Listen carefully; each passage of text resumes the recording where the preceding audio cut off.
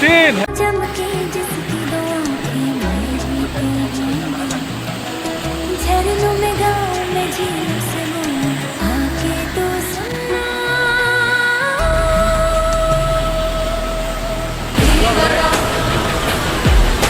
दीवारा सूर्य पक्षीरा